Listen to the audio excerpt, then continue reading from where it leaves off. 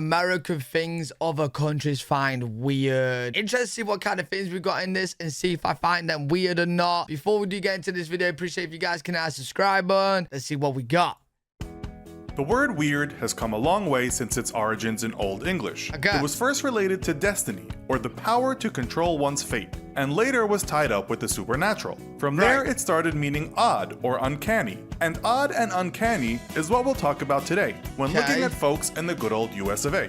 Every nation has some kind of collective idiosyncrasy, such as those Brits that certainly talk about the weather a lot, or those Japanese that create cuddle cafes where lonely businessmen Hey, yo, us Brits talk about the weather a lot because our weather's just always raining and grumpy, man. It's miserable. can repose in the warm embrace of a stranger by the hour or for the whole night. Male friends in some countries kiss when they say hello, women in other countries hide their faces, and this can seem weird for those who don't understand it. Right. Today, let's look at just one country in particular in this episode of the Infographic Show, Weird Things Americans Do. Okay. A bucket of What are you coffee, doing? please. Okay, so maybe it's not only Americans that do this, but we reckon Americans excel at it. In a story by British author Julian Barnes in the book Lemon Table, one elderly British woman points out how waiters in some restaurants habitually keep filling up her coffee. Oh, wait, so you're not actually ordering a bucket full of coffee then? Even though I bet somewhere in America you do. But you got coffee that just keep coming around and topping you up? Wait, that's good. That's sick. But you might go crazy on the caffeine, I ain't gonna lie. It's quite nice, in fact, but in Britain, such service would cost you a small fortune. And Americans seem to drink coffee by the gallon. Go to France or Italy, and in many cafes, you'll find your cup of coffee isn't cheap and comes in a tiny cup or glass. Oh, yeah, in the UK, bro, in no way they fit. What? Wait, in America, wait, they probably do, don't they? You fill up your coffee for free. Yeah, in the UK, bro, you got your coffee, you want another one, you're gonna have to go up and buy another one. And they are expensive, dude, they really are. Americans are mass consumers of coffee, and we doubt any country can match it. US comedian Bill Hicks made a joke about Americans and their coffee habit before he died. The joke goes, he asked for a coffee in one restaurant, and the waiter said, "You want the 32 ounce or the large?" "How big is the large?" asked Hicks, and the waiter replied, "You'll want to pull your car around back, I'll start the pump." The beast of the feast. So, you probably already know this, and you don't need to have visited the USA to have heard about it, but visitors often remark on how damn big portions are there. We've talked about this before, but not the real beast eaters. You see, in the States, all over the place, you've got those eat this ridiculously large, heart-stopping, gut-busting meal in 30 minutes, and you get it for free. Oh, wait, yeah, we don't have anything like that in the UK, bro, but I do see challenge videos in America, people doing that. Like, is that actually a thing? You could go to, like, your local place, and they'll be like, yo, if you eat this in this time frame, you get it for free? Bro, mad. Godzilla would struggle to walk out of that deal without begrudgingly pulling out his wallet, yet there are names on the plaque on the wall. But why would anyone literally make themselves sick and pay for it? Only an American could explain. The question was asked on Quora about this, and most people said food is cheap and big portions sell to the majority of people in everyday restaurants. But we like this answer, which kind of flips it. Your question might well be turned around to ask, why are portions in the rest of the world so small? The United States has a good food supply, and people expect value for their money. Knights everywhere. You won't find this happening all over the place in the States, but you will likely be called sir, or for a woman, ma'am, at some point in your trip. Oh, wait, is that because in the UK? Actually, no, we don't just call knights, sir. It's very polite, and visitors will have nothing against it, but being called sir will feel strange for most. Perhaps if you're... You know what? That's actually mad, though, to think about, because, like, the only time I use sir and ma'am is for my teachers, right? And that's it. That's pretty much it. Like, you just won't go around saying, yes, sir, yes, ma'am. Where's that in America you do? In the armed forces, it might work. Even calling cops sir seems weird to outsiders. For most people, you have to be knighted to be called sir, although admittedly, some school kids in the UK might call their teacher sir. For Americans, it's a sign of respect. For anyone else, it's over the top. You'll find it's more common in the south of the US. Very interesting. Smokes and drugs. This is weird to just about anyone outside of the USA. The fact that at some pharmacies or drugstores, you can buy cigarettes. Oh, yo, that is weird to me. You could go to a pharmacy, buy smokes, and then also buy drugs. But don't they contradict themselves? Like, the smoke is going to make you need the drugs, and the drugs... And you know what I mean? Like, you know what I mean? Hey, it's good business 101, no?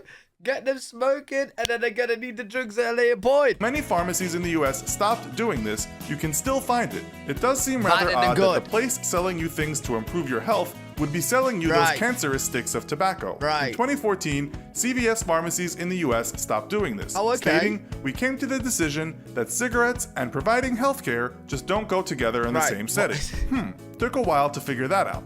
Beer everywhere. While you must be 21 to buy beer in the United States, you can get it in some surprising places. One such place is the aforementioned pharmacy, but you can add to that. You can find beer sold in vending. Hey, you go to the pharmacy. Hey, can I have some beer? Hey, do you want some paracetamol with that? Some tablets with that, so you don't get hungover or you feel better? Machines at some clothing pharmacy, but you can add to that. You can find beer sold in vending machines. But how would the vending machine ID you? At some clothing stores, some coffee shops, at some drive-thrus, and even some special hospitals will have beer for sale.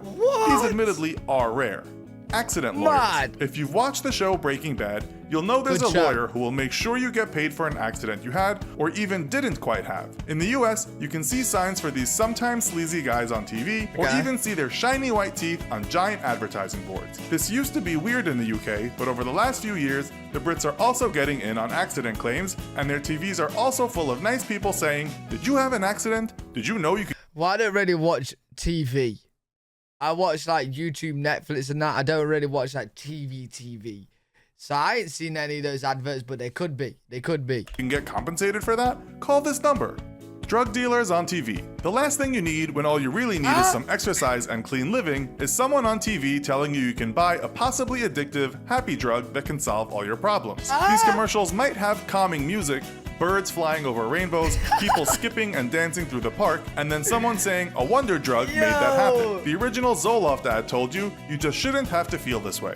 Maybe not, but to many Europeans, pushing it on TV seems a bit too much. Okay, to me that's a little bit sketch, but it's what you used to. How do you guys feel about that? Like, obviously it's not actual hardcore drugs, bro. It's like, the good drugs, but I don't know.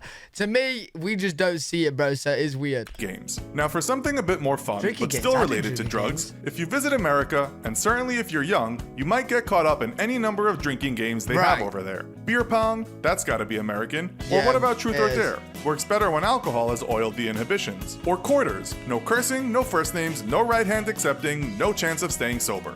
Alright, to just give you an idea of what we do in the UK for like drinking games, in a lot of cases, we do like card drinking games. So I don't know if you heard of like Ring of Fire, where you pull out cards and you gotta drink and stuff like that. Even when I was at uni, I did card drinking games. We didn't really do we did beer pong a couple times, but not too many. Even Drinkapalooza, an actual board game for drinking. In most other countries, drinking isn't always that much fun. What happens in America stays in America. Okay, so many of those videos out there on YouTube. Well, it don't, because we rob your ideas. Like, I am noticing in the UK, there's a lot of like American things getting very, very, very, very popular and trendy in the UK. The glaring ignorance of some Americans about the rest of the world were made by Americans, so we don't feel like we are picking on Americans too much here. But it's not only just world history that some folks from the USA might not have read up on. We heard a story about a guy that asked an American friend when traveling in Europe what accent she thought she had. She replied, "I don't have one." She thought she spoke pure English. Another tale we heard was of a young man from West Virginia who met some Brits while traveling in Israel. He asked the Brits how the highways were in England. The Brits, jokingly, replied they didn't have cars and still used the horse and cart. The guy replied, "Wow." When the question was asked on Quora why some, and we say some, Americans don't know much about the world, the answers were mostly related to the education system focusing only on the US and the country already being so big and diverse. The American writer and intellectual Noam Chomsky wrote that the reason why Americans know so much about sports but so little about world affairs is because that's just the way the system was set up for most people. Is it weird? You'll find it everywhere, but those videos we see do seem to make some Americans seem... I don't know, I feel like that's the case with like everywhere really, because like you guys asked me about the history I learned in the UK, and you gotta bear in mind America's as big as Europe, right? And I only know like Europe history. Like we dived into like American history a little bit, but not much at all. Like really not much at all. Not in my school anyway. We mainly focus on like the British history, Roman Empire, And basically just like stuff that was happening around Europe. Quite ignorant of the world outside America. Let's just say if you can't get close to pointing where North Korea is on a map, but hate the country, there's a problem. Right. Peeping Tom.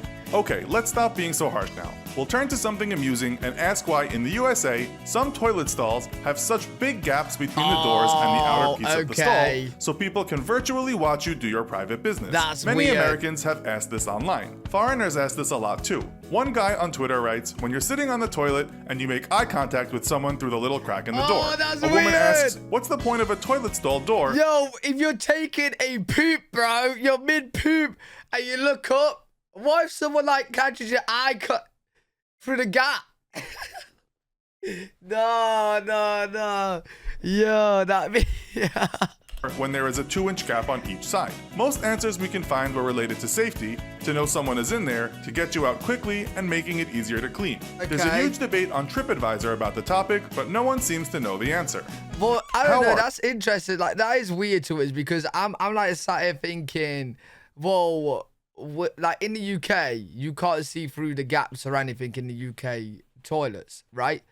And we don't have no problems in there. Like, I don't know of any problems with someone getting stuck or whatever, you know what I mean? So, I don't know. Are you? Weird. This could be said to be similar in other countries, good, but when Americans ask, how are you, they are not usually looking for an answer. Right. It's just a way of saying hello. An extensive reply about your ingrown toenail, your setback with Bitcoin, and the fact your father didn't give you enough attention as a kid is probably not what your interlocutor was wanting or expecting. Is that a universal thing? You can just answer with hey.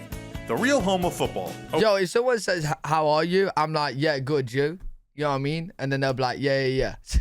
Okay, as we've just had the World Cup of a game called football, we might as well go ahead and say that the rest of the world thinks America is weird for calling its strange stop and start game football. Right. But we should tell you that it was the Brits that first called the game soccer, which is a diminutive of the words association football. Yeah, I hope there's no Brits watching this video, man. They're gonna get triggered. They're gonna get triggered because they hate when like Americans call football and call football soccer. Like our football soccer. The word sock comes from association, and the Guardian tells us Brits back then loved to put an ER at the end of words. Later, the Americans naturally called it soccer just as the Brits did. Then the Brits decided the word soccer sounded too American and let it go. Now, the Brits and Europeans had been playing this football thing since medieval times, and it was called football back then too. But there were many types of football, including rugby. That's why the word soccer became a thing. Okay. Americans just took the word football for their own game, just as Europeans had done. But to be honest, American football is much closer to rugby, so it's still a bit weird. But let's just finish with saying, if any Brit or European... Yeah, I just literally say football, soccer now. Like, that's literally a part of my vocab. Because there's so many Brits that watch me and there's so many Americans that watch me. I just say football, soccer. Football, soccer, that's the new name for me for the sport, bro. European gives you a hard time about calling the game soccer, just tell them what we told you. And then I'll say American football. You have no defense, though, for calling a game played mostly with the hands football.